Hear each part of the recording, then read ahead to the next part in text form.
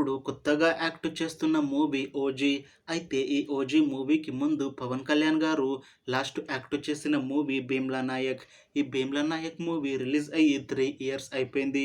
అయితే 3 ఇయర్స్ అలా time gap తీసుకొని ఇప్పుడు పవన్ కళ్యాణ్ గారు మళ్ళీ ఈ 'ఓజీ' మూవీతో మన ముందుకు వస్తున్నారు. చూడాలి పవన్ కళ్యాణ్ గారికి ఈ 'ఓజీ' మూవీతో కూడా ఇంకొక మంచి హిట్ వస్తుందా లేదా అనేది మనం ఈ 'ఓజీ' మూవీ రిలీజ్ అయ్యాక చూడాలి. 'ఓజీ' మూవీని డైరెక్ట్ చేస్తుంది సుజీత్.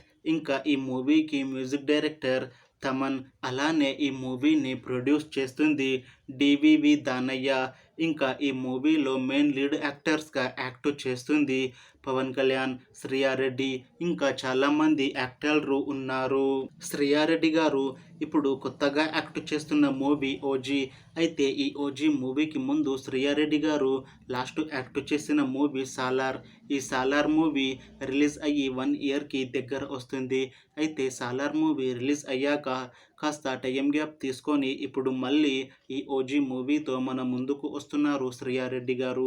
అయితే శ్రియారెడ్డి గారు ఈ 'ఓజీ' మూవీలో లేడీ విలన్గా యాక్ట్ చేస్తున్నారు అని మూవీ టీం అంటున్నారు.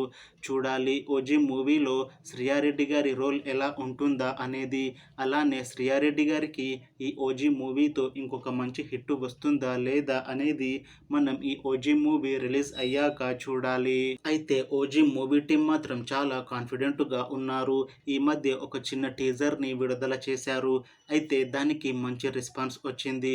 అయితే ఈ ఓజీ మూవీ నుంచి ఫస్ట్ పార్ట్ని ఈ దీపావళి తర్వాత రిలీజ్ చేయాలని ప్లాన్ చేస్తున్నారు మూవీ టీం.